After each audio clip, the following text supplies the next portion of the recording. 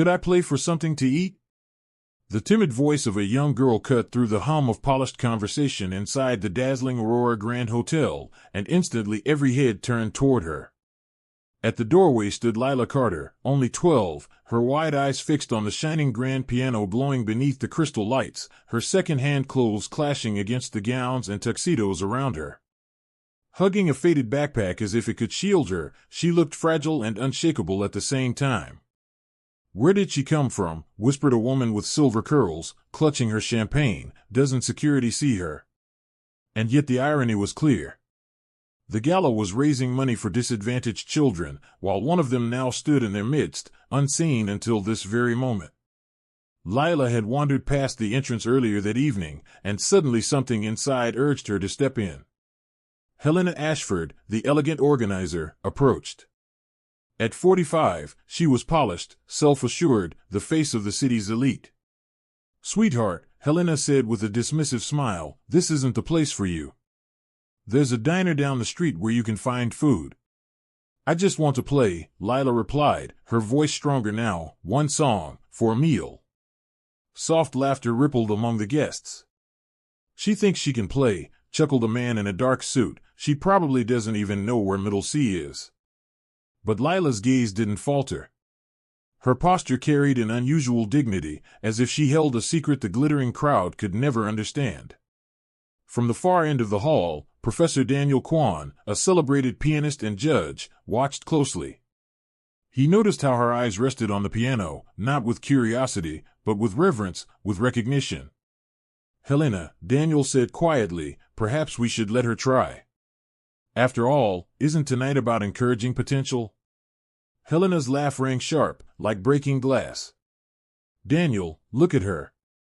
Children like that don't grow up with music. It's impossible." But in truth, music had been the air of Lila's childhood. Her grandmother, a gifted pianist denied recognition because of her skin color, had been her first and only teacher. Mornings began with scales, evenings ended with sonatas. When her grandmother passed away and foster care took over, Lila carried only her grief, and a gift she hadn't yet begun to comprehend. This changes everything. Have you ever felt the world doubt you, before you even had the chance to prove yourself? Share your thoughts in the comments, and tell us where you're watching from. While the crowd's eyes pierced her with scorn, Lila stood firm, rooted like a tree in a storm. She had faced far harsher trials than a room of skeptical strangers, her fingers twitching softly in the air, sketching an invisible melody to calm her fear.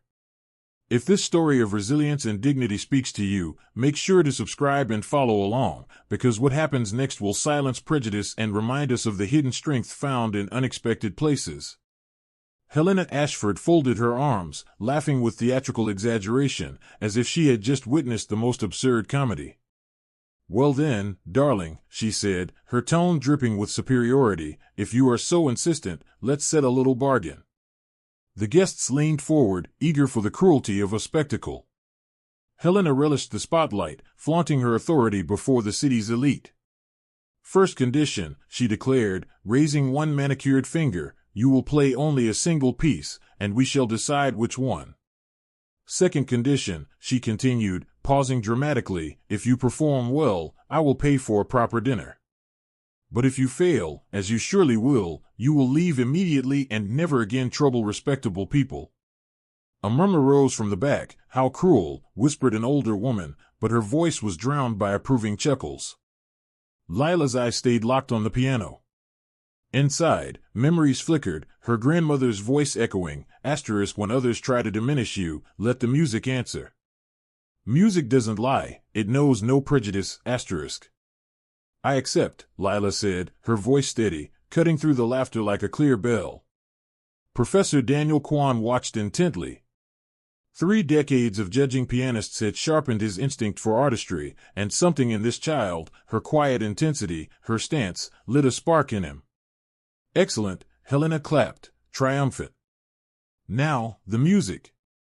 Her gaze found Marcus Doyle, a cafe pianist with arrogance far greater than his skill. "Marcus, dear, what shall we give our little guest?" Marcus smirked. "Why not Beethoven's Für Elise? Everyone pokes at it when they first touch a piano." If she has any skill at all, she should manage. Laughter rippled again. To amateurs, Für Elise was a beginner's cliché. Yet to play it with mastery demanded precision, grace, and years of discipline. The trap was set. It was a flawless trap. If Lila knew only the surface of music, she would stumble and expose herself. If she knew nothing, she would freeze before even touching the keys. Brilliant choice, Helena Ashford praised, her voice dripping with malice, a piece every child who's had even one piano lesson recognizes. Failure will have no excuse tonight. Lila nodded in silence and walked toward the grand piano. Each step carried a weight far beyond her years, a calm defiance that unsettled a few guests in the back. A child shouldn't radiate such composure, especially in the face of mockery. She sat down, adjusting the bench with subtle precision, and Professor Daniel Kwan felt a chill ripple through him. Those were not the motions of a beginner. Look at that, Helena whispered to her circle, rolling her eyes. She doesn't even know how to sit at the instrument. Probably never touched a real piano in her life. But Daniel saw the opposite. The careful adjustment, the poised posture, the effortless lift of her hands above the keys, this was the language of years, not weeks. Inside Lila's mind, memories poured in. Her grandmother, Marion Carter, had once fought for entry into the city's conservatory. Brilliant, but locked out by prejudice, she turned her home into a sanctuary, her upright piano into a classroom, where neighborhood children learned the universe of music. Music is universal, Lila, her grandmother whispered, guiding her tiny hands across chipped ivory keys. When you play with heart, people hear with their soul, not their eyes.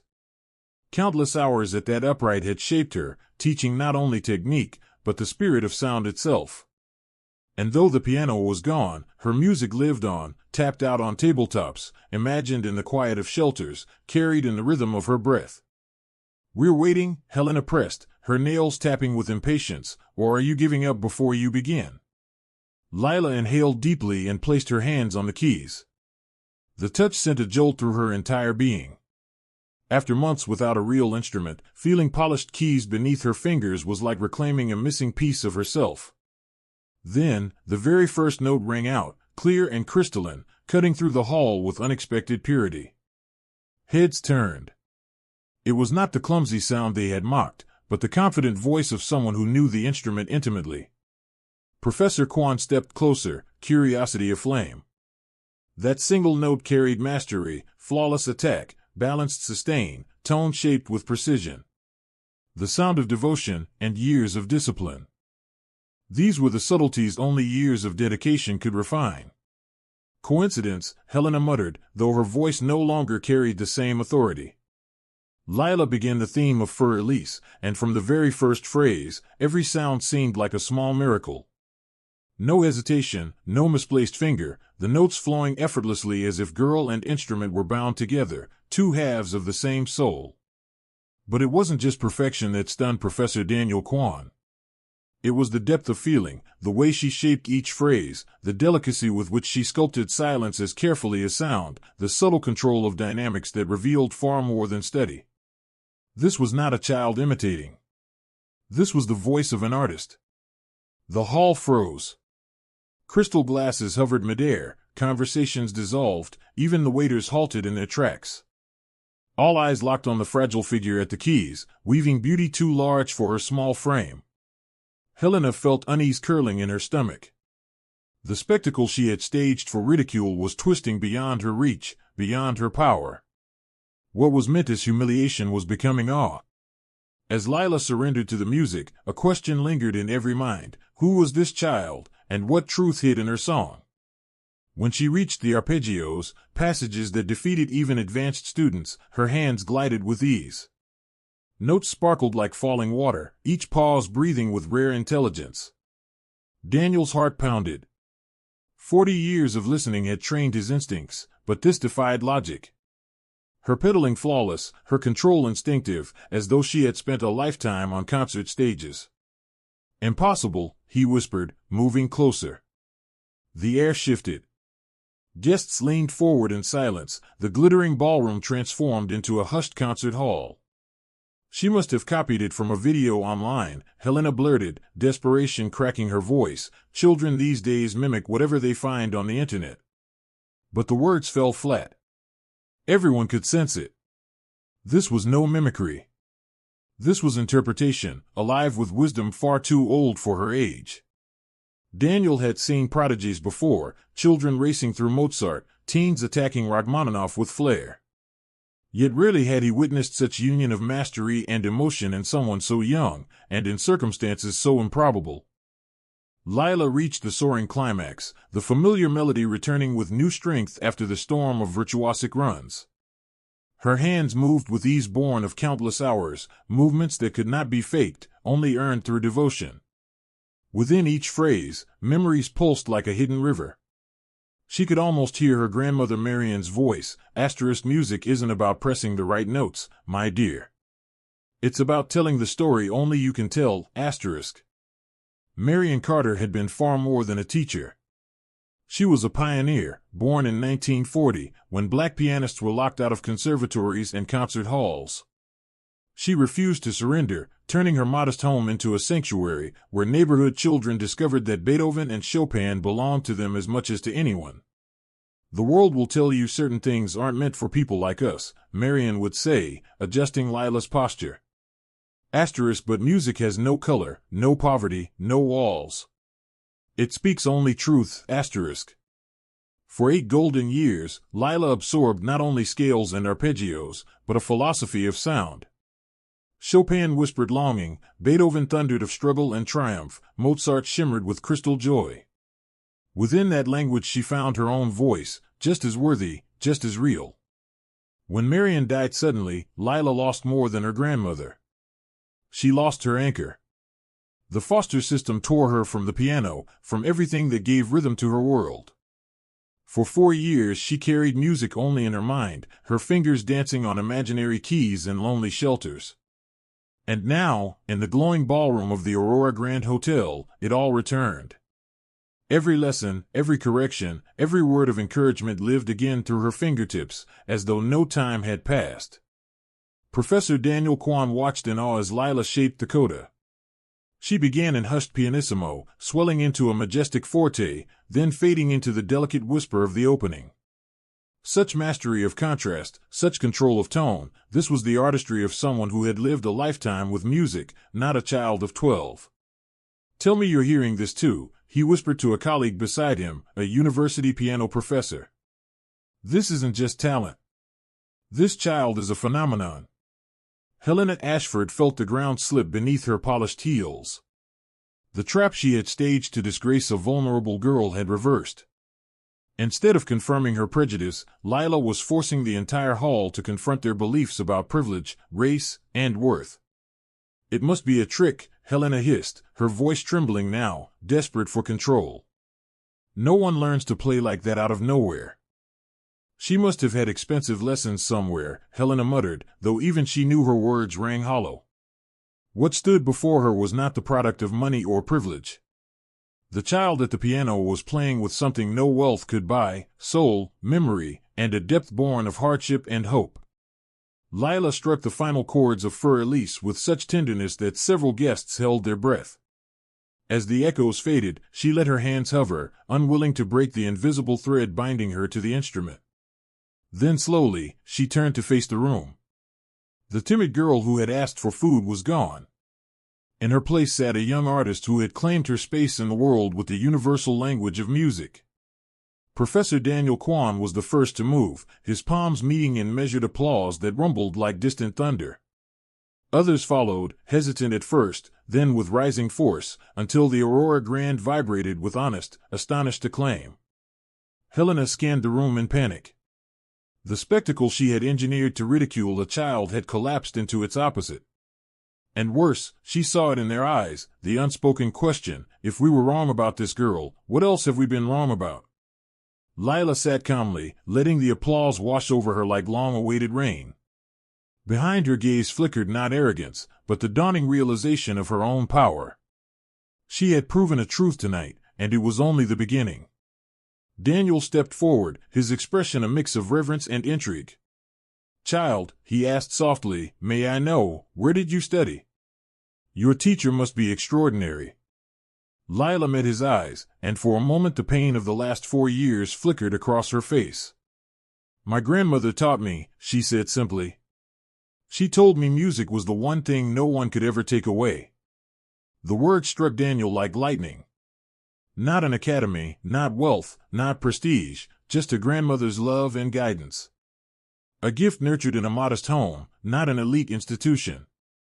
A 12-year-old had just shattered his assumptions about where true greatness was born. As admiration and disbelief lingered in the air, Lila knew she had crossed a threshold. She could no longer be seen as just a hungry child in search of a meal. Her music had revealed too much, promised too much. Now, with every eye fixed on her and expectation heavy in the hall, she faced a choice.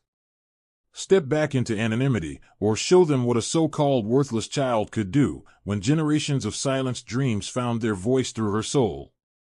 Professor Daniel Kwan approached the piano slowly, as though stepping onto sacred ground.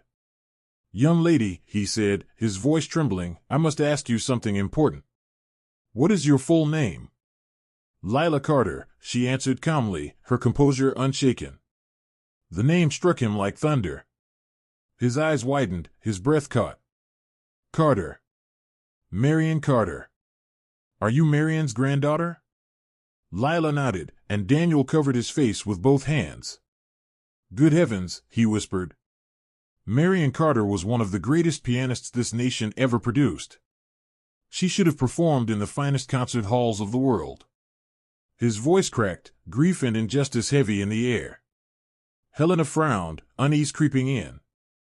Daniel, what are you talking about? Who is Marion Carter?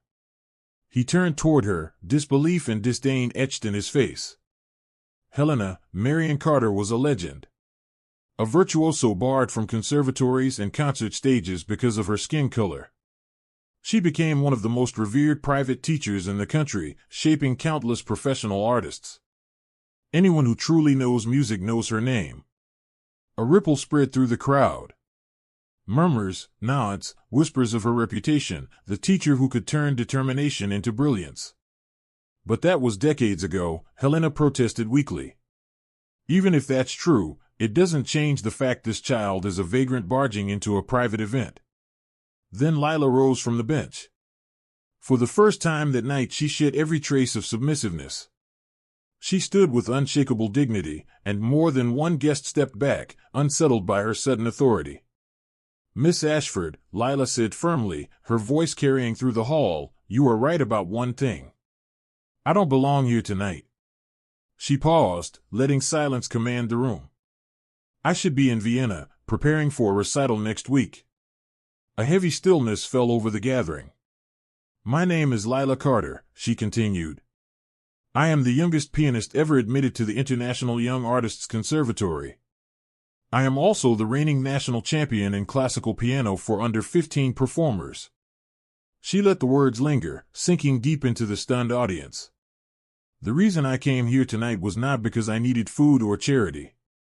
Daniel's breath caught, the pieces clicking together. The documentary, he murmured. You're working on the documentary. Lila nodded. Yes. I'm collaborating on a film about prejudice and access to the arts. My producer asked me to attend elite charity events in disguise, to show how people with privilege treat those they assume are beneath them. The revelation hit the room like a bomb. Victoria felt the blood drain from her face. You're filming us? Hidden cameras, Amelia confirmed calmly, high-definition audio and video. Everything that happened here tonight has been documented for national broadcast. Victoria looked around desperately, searching for cameras, for any sign this was a cruel prank. That's illegal, you can't film us without consent. Actually, Dr. Chen interjected, his voice heavy with dark satisfaction, you signed image releases when you came in. It's written clearly on the ticket, this event could be filmed for documentary purposes. He smiled coldly. I'm sure no one bothered to read the fine print. The crowd began to stir, people whispering frantically, some fumbling for their tickets, others reaching for their phones. Panic was palpable. The first part of the documentary, Amelia continued, her voice rising above the chaos, will focus on how talent and potential are ignored when they come in forms that defy privileged expectations. The second part will reveal how self-proclaimed defenders of the arts react when confronted with real artistry from unexpected sources. All I did was document your true selves when you thought there would be no consequences. Dr. Chun stepped closer, his tone respectful. May I ask, what do you intend to do with this recording? The documentary will air nationally next month, Amelia explained. But I've also been sharing shorter versions on my YouTube channel. My latest experiment, filmed at a gala in Boston, already has 2.5 million views. People respond strongly when hypocrisy is exposed, especially from those who pretend to be virtuous while practicing the very prejudices they claim to fight. The crowd watched in horror as Victoria grasped the reality. In a matter of days, her cruelty would be broadcast to millions. Her name forever tied to prejudice and elitism. Mrs. Sterling, Amelia said, turning toward her with unflinching eyes, you've spent the entire evening telling me people like me don't belong here, that we have no value, no talent, no right to take part in high culture. Her voice grew stronger, silencing the entire hall. Tomorrow, the whole world will see exactly who you are. Victoria tried to speak, but no words came. The weight of her impending humiliation crushed her voice. Dr. Chun looked around the room, at the panic etched on every face. How many other events have you filmed? This is the 12th, Amelia replied. And it's always the same. People who claim to value art and education, yet judge and dismiss talent the moment it comes in a form they don't expect. She turned to Victoria one last time. The difference between you and me, Mrs. Sterling, is that when I was truly homeless after my grandmother's death, I learned something vital. Dignity doesn't come from money or status. It comes from how we treat others when we think no one is watching. The silence in the hall was deafening. Every person present knew that their words and actions tonight would be judged by millions, and most understood there was no defense for what had just been exposed. As Amelia discreetly collected a small recording device from her backpack, one question hung heavy in the air of the Continental Hotel. How many other privileged people had discovered too late that the young woman they despised possessed the power to reveal their true nature to the world? 6 months later, Victoria Sterling sat in her modest apartment, watching as a limousine pulled up in front of Carnegie Hall. Amelia Washington, radiant in an elegant concert gown, waved to admirers before stepping inside for her debut as the youngest soloist of the season. The documentary Faces of Discrimination had gone viral, amassing more than 15 million views on YouTube alone. Victoria had become the national emblem of elitist hypocrisy, losing her positions in every charitable organization and the respect of the high society she once worshipped. Headlines screamed for weeks, former charity organizer exposed as prejudiced in viral documentary, her luxury events company collapsed, her wealthy clients vanished, and now she worked as a low-level assistant in a small law firm, struggling to rebuild a reputation that might never recover. Meanwhile, Dr. Chun had become Amelia's official mentor, guiding her through the demanding world of professional classical music. The Continental Hotel, humiliated by the scandal, launched a scholarship fund for underprivileged young musicians, naming Amelia its ambassador. Music has no color, no social class, no postcode, Amelia declared in her first national interview.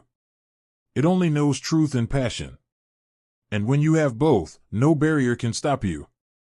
The impact went far beyond entertainment. Music schools launched outreach programs. Conservatories revised admissions. Hundreds of gifted young people from underprivileged communities were finally given opportunities long denied to them. Watching Amelia triumph where she had once tried to tear her down, Victoria learned the hardest lesson of her life. Dignity and talent cannot be bought, cannot be inherited, and cannot be measured by the color of one's skin or the place one comes from. Amelia's greatest revenge was not Victoria's downfall. It was proving that true greatness rises above prejudice, and that sometimes the most extraordinary gifts come from those the world least expects. If this story of resilience touched your heart, subscribe for more inspiring tales that prove true excellence always finds its way, no matter the obstacles.